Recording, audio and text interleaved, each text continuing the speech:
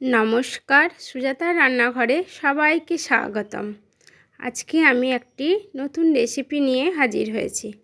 আজ আমি মাছ দিয়ে, সবজি দিয়ে, আমচুর দিয়ে মাছের টক বানিয়ে দেখাবো। আজকে আমি মাছগুলো বার করে রেখে দিয়েছিলাম ফ্রিজ থেকে ঠান্ডা হওয়ার জন্য। ঠান্ডা হওয়ার জন্য নয়, মানে ওটাকে ঠান্ডাটা যাতে মরে যায়, দিয়ে একটু বরফটা গলে যায় তার জন্য। তো বিড়াল বাবাজি আমার এক পিস মাছ চুরি করে নিয়ে পালিয়ে গেছে। তাহলে আমি এবার কি করি?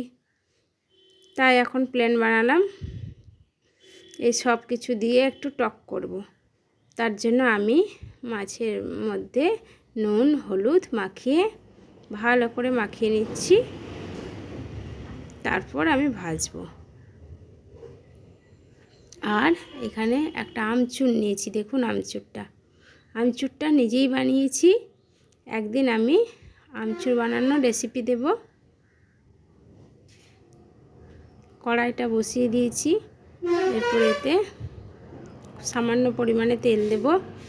যেহেতু আমার মাছের পরিমাণটা অল্প, সবজির পরিমাণটাও খুব অল্প, তাই খুব সামান্য তেল দিলাম।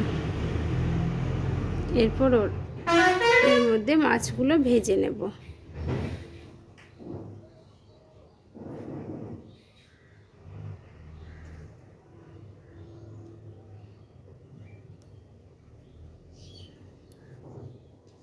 মাছগুলো এক পিঠ ভাজা হয়ে গেলে আবার উল্টে দেব।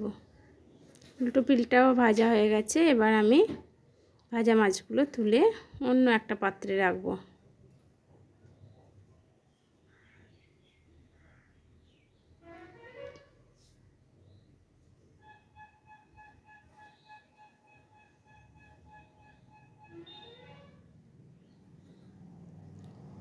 এরপর এর মধ্যে একটা শুকনো লঙ্কা ও 5 ফোড়ন দিয়ে দেব। দেখুন লঙ্কাটা আর ভাজা হয়ে গেছে, তাই আমি এর মধ্যে সবজিগুলো দিলাম। ঢেঁড়স, বেগুন, আলু,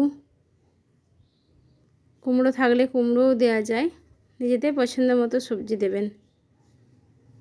আমি সাধারণত এরকম দিয়ে করি, কুমড়ো থাকলে একটু কুমড়ো দিই।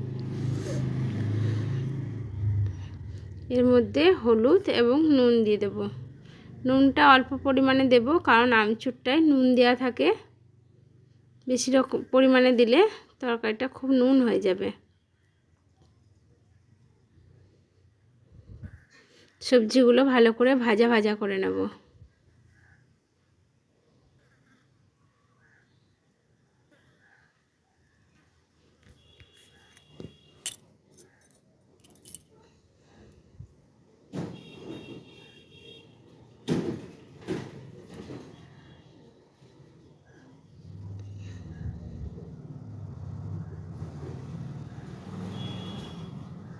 ভাজা হয়ে গেছে সবজিগুলো। এরপর আমি যে আমচুরটা রেখেছিলাম সেটা ভালো করে চটকে নেব জলের সাথে।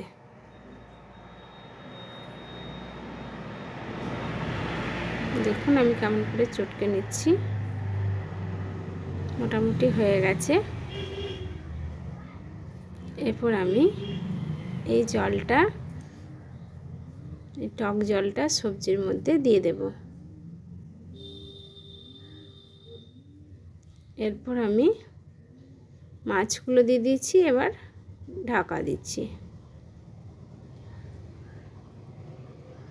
এর ঢাকা খুলে আমি 10-15 মিনিটের পর চিনি দিয়ে দিচ্ছি। আলুগুলো, ঢেঁড়সগুলো আমার সেদ্ধ হয়ে গেছে।